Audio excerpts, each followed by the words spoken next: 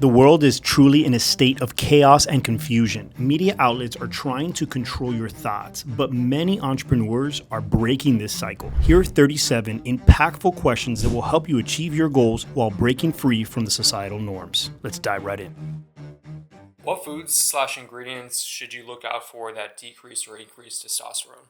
So the 4 foods or types of products that decrease testosterone is highly processed foods, bad ingredients, chemicals, etc., crush testosterone. Then you have your soy. Soy has phytoestrogens. Phytoestrogen releases estrogen in the body, which diminishes testosterone production. Alcohol, same thing. Beer has phytoestrogens, but alcohol kills the body's ability and the testicles to actually produce natural testosterone. And then you have sugar, sugary products. So things that are high in sugar, processed foods spike your insulin, and that imbalancement of your hormones crushes testosterone production. What are the best foods to eat before workouts? So depending on the type of workout you're going to be doing, if you're going to be going on a long run where it's a high endurance aerobic type exercise, you want to be able to take in the right amount of carbs at the right amount of time. When you're doing high strength workouts or training in the regular gym, you want to load up on a proper carb source or amino structure that's going to allow your body to feel energized and full from a muscular level. So going into the type of training with the right fuel is critical. What is the most unhealthy ingredient in foods that is overlooked daily?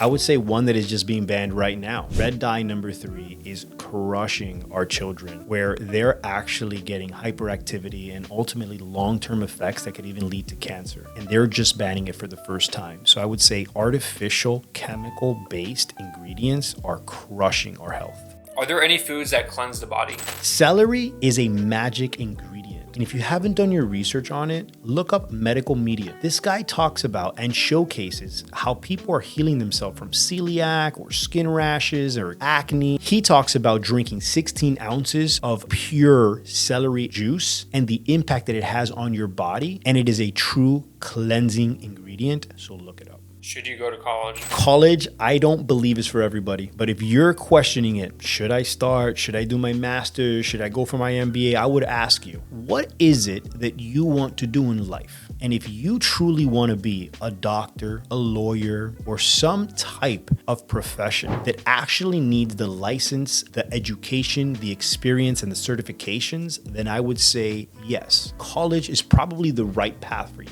But if you want to be an entrepreneur, launch your own business, go on your own terms, then I would say you should probably take at the real world hard knocks as the best education and look at YouTube and other direct sources of education that are readily available and free. Do bad grades in school convert to an unsuccessful life? I think bad grades usually is because there is a kid that is either much smarter, has hyperactivity, ADHD, whatever you want to call it, that just doesn't have the patience to sit in a classroom and take a lecture from someone who they don't believe is where they want to be or has done it the way that they believe can be or should be done. And that means that the education is coming from a format that they don't believe or trust in. And so they're bored. And usually bored or lack of passion leads to lack of studying, lack of interest, lack of focus and engagement and purpose. And that's what leads to bad grades. Is there any benefit to being physically fit in business? A physically fit body leads to a physically fit and healthy mind. Every morning when I train, the difference between training in the morning and not releases the chemicals within my body that tell my mind that I am capable of achieving whatever comes my way. Because I've already won, and somehow magic behind the body moving allows me to take on way more. So a healthy body leads to a healthy mind, which leads to a more successful life. What does longevity mean, and how can you implement it into your daily life? I believe that a lot of people are trying to stay youthful, and it's now going from when you're in your 20s, longevity or trying to stay young for years, right into your later years, is becoming a big focal point. And the reason is because the average human today is drinking less, partying less, is caring more about what they're putting in their body, looking at health a specific way, because they understand that this is the only vessel they're given. What they put in their body is directly correlating. So longevity is about staying youthful over time and doing all of the tips, the tricks, all the things that allow you to stay healthy and young for longer. What is your definition of power? I think power is misconstrued in so many ways. When you think power, you think control over someone else or the ability to control someone or something. And when I look at power, I think that if you have the power to control yourself, if you have the power to love yourself, if you have the power internally, you are truly in power. If you have the power to be in control of your own life, be happy every moment of your life, understand that you love yourself, understand what you are capable of, and that you're capable of anything you put your mind to, that is power. What's your take on popular diets like keto, intermittent fasting, or only meat eating? So there's tons of different diet fads, from keto to intermittent fasting and so many others. And I truly believe that when you look at diets or you look at these trends of ways to eat, the biggest benefit that you can get is to truly test them till you'll find the one that works for you, your body, and your potential goals, outcomes, etc. Because the worst diet is the one that you actually cannot continue or keep up with, which is why most people don't see the results they want. It's not because of the diet, it's because they actually cannot sustain it or make that a lifestyle versus just a fad or a diet that's termed a certain amount of days, 30 days, 60 days, 45-day weight loss, or keto diet. Yes. But if keto becomes a lifestyle, or if intermittent fasting becomes a lifestyle, there's tons of amazing benefits with each one of them, right? How does it work for your body? That is the most important thing. What role does gut health play in overall wellness, and how can we improve it? There is a brain-gut connection, and that connection is so important because proper gut biome or good gut bacteria helps promote good mood, proper serotonin production, which enhances how you feel, your energy levels, as well as when you're looking at your immune health, 70% of what actually keeps you healthy is produced in your gut. So a healthy gut is a healthy life. Are there specific foods that help with energy and focus throughout the day? Omitting the high sugar or the things that take your body for a roller coaster, right? If you have a sugary substance that spikes insulin levels and puts your entire body out of whack, where do you find balance in that? And I believe that omitting foods is more important than the types of foods. Yes, you want to eat your proper nutrient-dense foods, but eliminating the high sugar or overly caffeinated items or artificial flavors and colors and sweeteners and all the things that could impact your actual body's production of healthy function should be eliminated. Are tacos the best nutritional food since it has protein, carbs, and vegetables? That's so funny. I would not consider tacos to be the healthiest food. I think pizza in general is probably a healthy food that most consider to be a junk food. It's got tomatoes, it's got bread, if you're okay with carbs, and it's got cheese where it has some protein. Where I think tacos gets interesting is where they frying that corn tortilla, what's inside the beef, and what are the ingredients used to season it. And you get to so much other stuff. But I think when you're looking at these different types of foods, I think it's important to understand how they're made, the ingredients that are used, and the impact on your body from a macro perspective. What are your thoughts on the USA banning TikTok? I think it's interesting when you look at TikTok and its function in the USA. And the biggest function is that today it acts as a true marketplace for many, many brands. And it empowers tons of creators to be able to actually make a living. And so when you look at the creator economy, the impact that TikTok has on consumer packaged goods brands and the marketplace that it's building, allowing that entire ecosystem to work, banning TikTok will change the lives and change the revenue stream of tons of brands in our industry. What are your thoughts on AI, and how do you think it will affect fitness/wellness industry?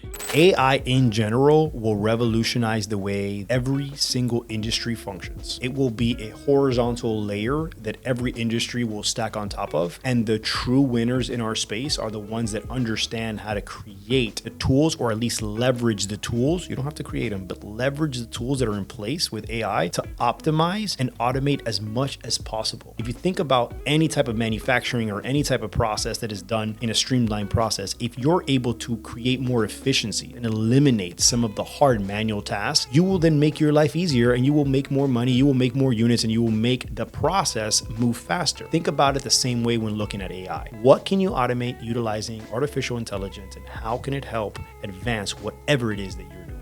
What are your thoughts on Gen Z entering the workforce? Do you have any stories about working with the younger generation? Say if you're 13 to 28 years old, you're entering the workforce. One of the biggest things that I think that generation is going to be able to impact the world is they've grown up with technology. They understand technology better than even me. But when you grow up in it, you are leaning into it further. So from an education platform like YouTube, or whether you believe that you have a career opportunity within that tech stack or technology in general, I believe that that type of mentality will bring a different level of skill and passion into the workforce if utilized properly. And that is where I believe they're most primed to lean into artificial intelligence or the other types of technology advancements. That's why there's such an early adoption happening in that Generation Z. Cryptocurrency or fiat money? Do you believe in government controlling your assets? A fiat money is government created, where cryptocurrency is a decentralized platform that allows these coins to exist. Government, decentralized. Pick your poison. What's one thing you've learned about yourself in 2024?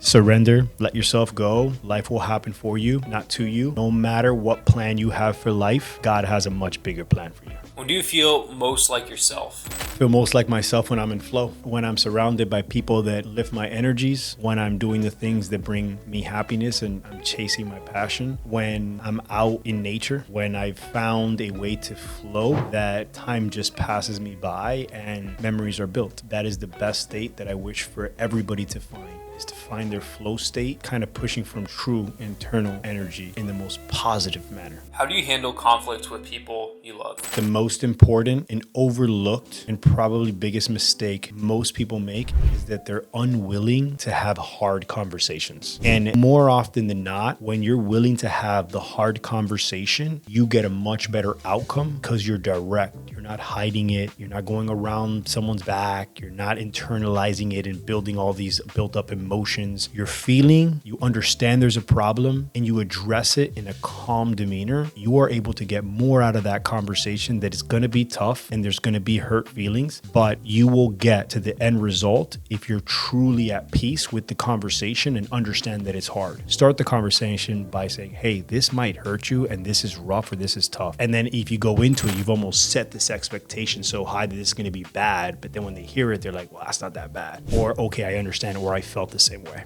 What's the hardest lesson you learned about love? The hardest lesson I've learned about love is that it needs attention, and love cannot be forced. Love happens naturally, and you need to nurture it. You need to be there for it. You need to ensure that you are giving it the time and the proper energy to develop and to grow. Because if it's not growing, it's dying. And love in the most coherent form with your internal being is, are you in the right wavelength and are you giving it the time and the energy that it needs to properly grow and thrive?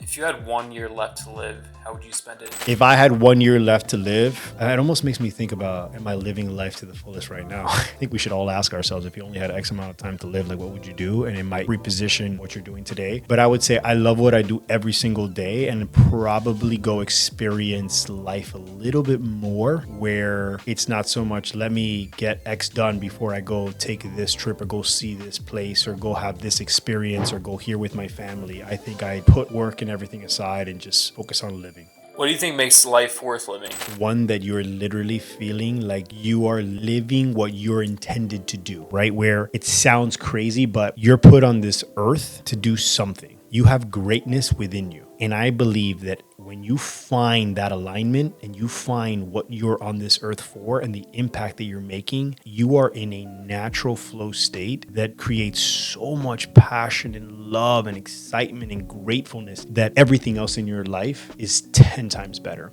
So finding your alignment to your true purpose or why you're on this earth is ultimately a life well lived and an experience that I wish many can find. What's the one thing you'd change about the world if you could? I changed the way we treated each other. I believe that if everybody understood and they treated people how they wanted to be treated, we would have the most beautiful place that existed ever. And that would be the thing that I believe could have the biggest impact, because it would change the way everybody acts, everybody reacts, and the impact that it will have in the world will be catastrophically fucking amazing. If you could live forever, would you want to? Why or why not? I think if I would live forever, and I don't know if it takes away the meaning of life in its urgency state, it would be to see my kids have kids that have kids that have kids, and how I impacted generations and the experiences that they all had, but I get to see it firsthand in a physical form. What does the idea of living in the moment mean to you? Living in the moment is almost like you take a deep breath. You just feel like everything slowed down and just life be so pure and so satisfactory, like just so fun in the moment that you just don't think about anything else. You don't think about what's going to happen in an hour or tomorrow or next year, and you have no ulterior motives. It's almost like when you get into this flow state. For me, it's either when I'm spearfishing or when I'm in the gym, when I'm working out and I'm with my friends, or I'm with my family and I'm hanging out with my kids. You just get into such a deep moment that like the world around you just disappears. Nothing exists but what's right there and happening in that moment. And that's the beauty of living in the moment. And it's hard to be there because we have all these external factors pulling us. But if you can just live life like that, everybody would see so much more enjoyment and it would be amazing. What personal truth are you still searching for? I think over the last 3 to 5 years, I've found more of myself and the truths of life than I have the first 30 years of my life. And I would say that today I am probably the best human that I've been at any point along my journey. And I'm sure there's still others, but I'm not searching for them. I'm truly happy with who I am,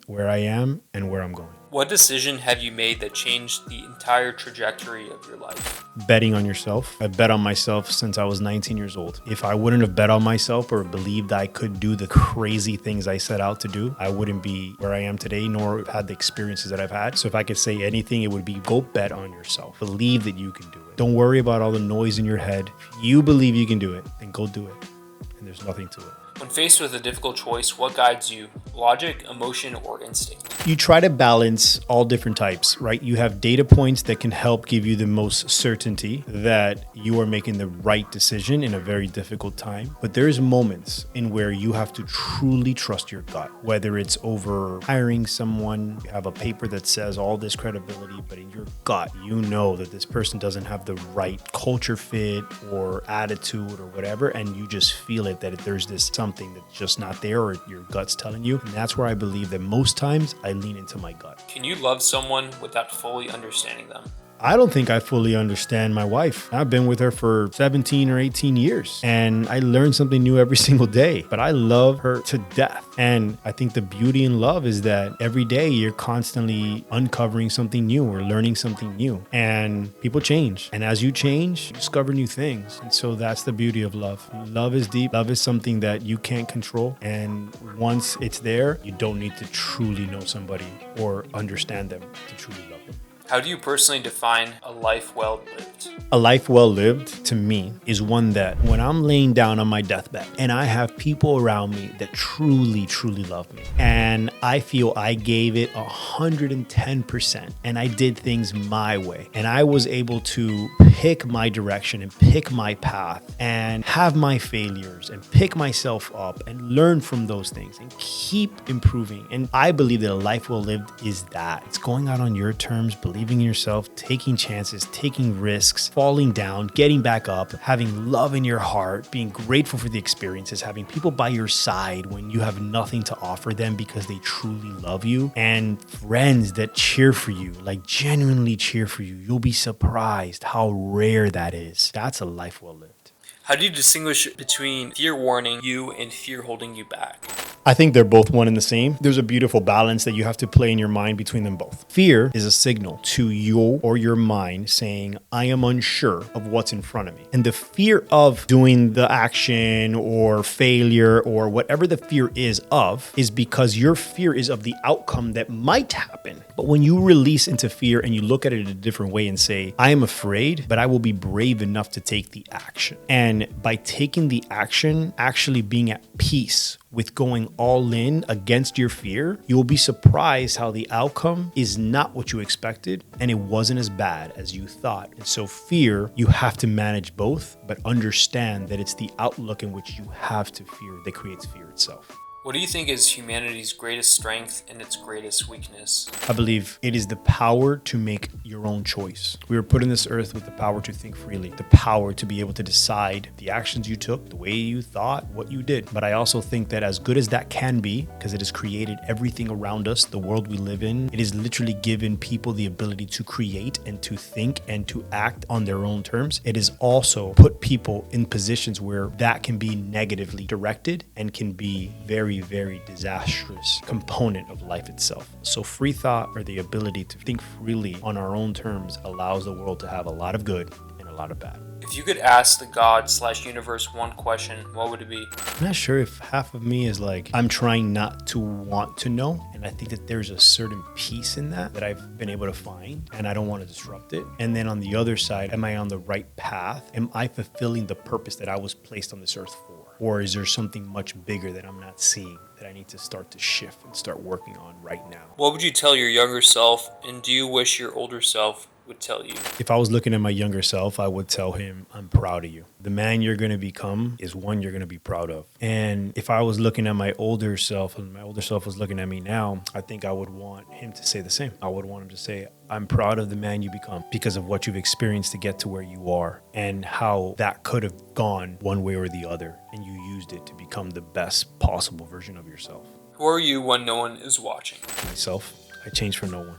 I believe that if you are not yourself in your own skin around yourself, that's probably one of the biggest issues in this world. Jim Carrey said it best. He said, depression is when you are tired of playing a character that you are not. You're tired of playing someone who you're not. So you need deep rest from that character. Have you ever changed your mind about something you wanted before you had money? I think I look at what I want and I know a very clear picture of what I want, whether I have money or don't have money. It's like, do I really want that thing? And then I ask myself 5 times, well, why do you want it? Right? So say, for example, I want a yacht. Okay, but why? Well, because I love the experience of being in the water and having the freedom to go from country to country over the water. Okay, but why? Because when I'm in nature, I am aligned with my true purpose and my life, and I'm such at peace, and it brings me true joy. Okay, but why? Well, because around my life, I've had multiple experiences, and the place where I found the most amount of flow and energy and happiness is when I'm around nature, and nature brings me happiness. And the water for me has activities like spearfishing and fishing and swimming and doing all the jet ski stuff and all that thing that brings me a lot of joy. Okay, but why? Well, because when I grew up, I wanted to have activities that, I like to be an extremist and I like to go do things that are crazy and I like to be out in nature and like all these things make sense to me. Okay, but why? And like, so you just keep asking yourself that until ultimately you get to the point where it's like, you really, really, really know why you want that thing. And then it has nothing to do with money. Money is just the way that you get the thing you really, really, really want. So if you really think about what you want, then when you come into money, it just allows you to get it.